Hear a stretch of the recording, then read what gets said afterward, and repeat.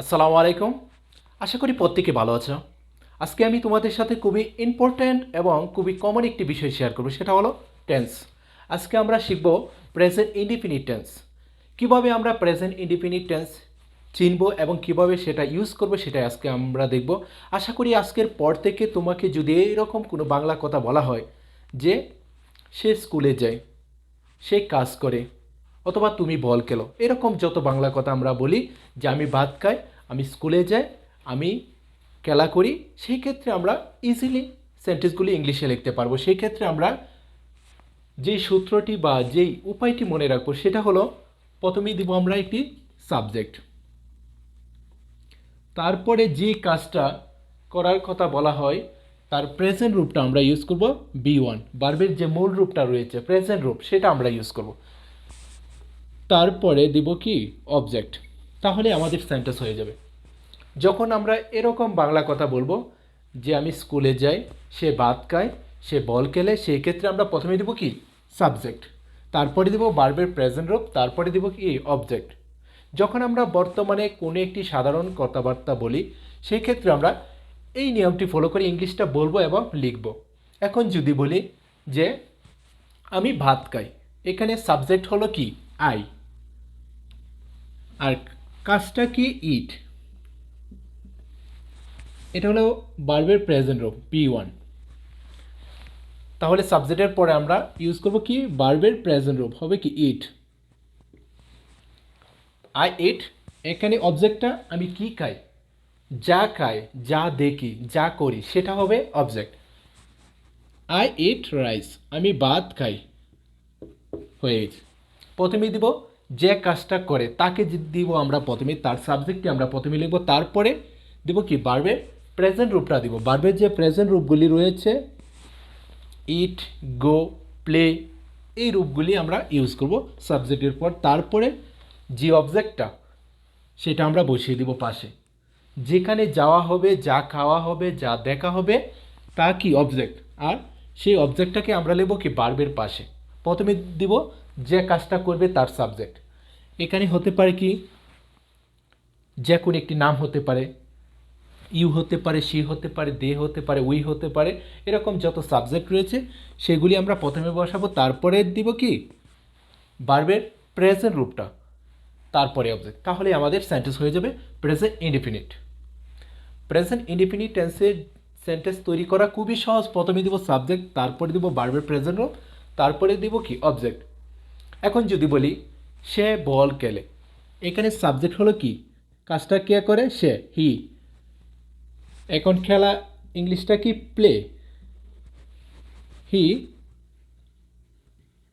Play, এখানে আমরা বসাবো, কিন্তু এখানে যে সাবজেক্টটি রয়েছে সেটা হলো থার্ড পারসন সিঙ্গেল, সেই ক্ষেত্রে আমরা ভার্বের সাথে এস অথবা ইএস যুক্ত করব। হি প্লেস হবে হি প্লেস বল, এখানে কি খেলে, বল খেলে, বলটা হলো কি অবজেক্ট। হি প্লেস বল, সে বল খেলে। কিন্তু যদি বলি আই আই প্লে হবে, আই প্লে বল, আমি বল খেলি। You play ball, we play ball, they play ball.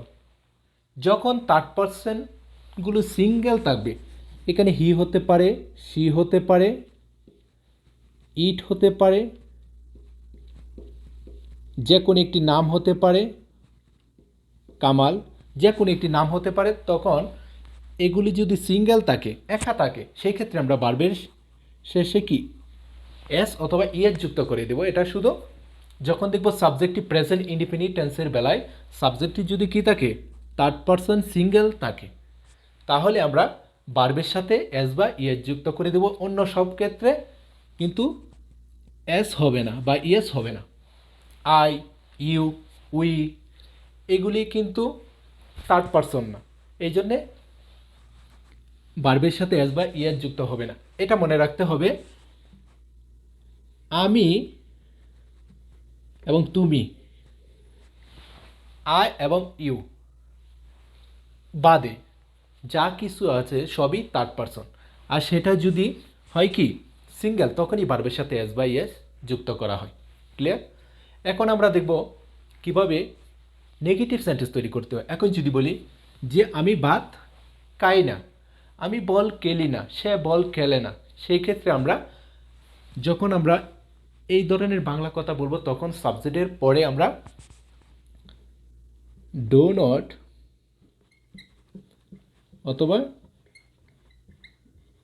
Does not use করব।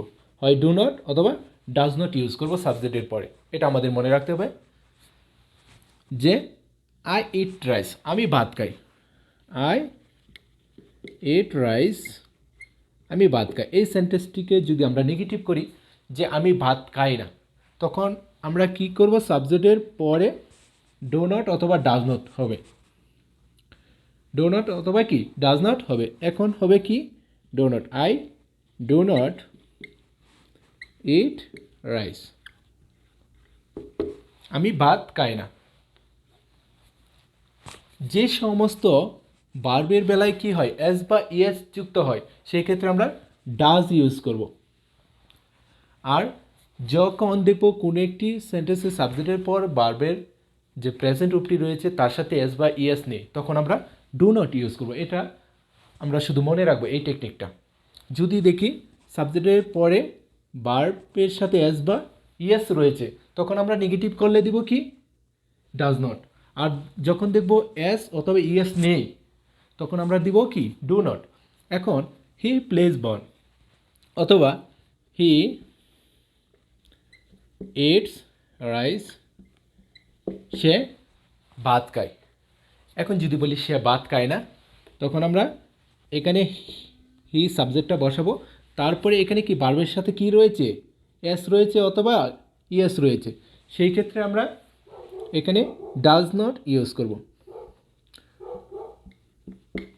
He does not eat rice, তখন আর এই এসটা অথবা ইএসটা আসতে পারবে না, তখন শুধু এই মূল ভার্বটি লিখতে হবে। ইট, প্লে, গো, এরকম মূল ভার্বগুলি এখানে লিখতে হবে।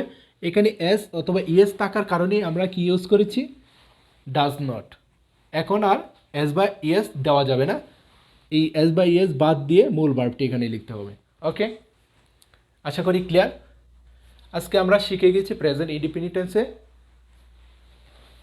হ্যাঁবোধক বাক্য এবং কি নাবোধক বাক্য, অ্যাফার্মেটিভ এবং নেগেটিভ। আশা করি আজকের পর থেকে এই ধরনের যদি কোনো একটি বাংলা কথা বলি যে আমরা কাজ করি, আমরা স্কুলে যাই, আমরা বল খেলি, তারা নদীতে সাঁতার কাটে, সেই ক্ষেত্রে আমরা এই নিয়মটা ফলো করব। প্রথমে দেব সাবজেক্ট, তারপরে যে কাজটা করে তার প্রেজেন্ট রূপটা আমরা শুধু বসাবো, তারপরে অবজেক্টটি লিখে দেব। যা খাওয়া হবে, যা দেখা হবে, যেখানে যাওয়া হবে সেটা কি অবজেক্ট, সেটা শুধু আমরা ভার্বের পাশে বসিয়ে দেবো, তাহলে হয়ে যাবে। আশা করি আজকের পর থেকে প্রেজেন্ট ইনডিফিনিট টেন্সে সেন্টেন্স নেগেটিভ করতে অথবা যে কোনো একটি সেন্টেন্স তৈরি করতে আমাদের কোনো ঝামেলা হবে না। যদি ক্লাসটি ভালো লেগে থাকে অবশ্যই একটি লাইক দিয়ে দেবো।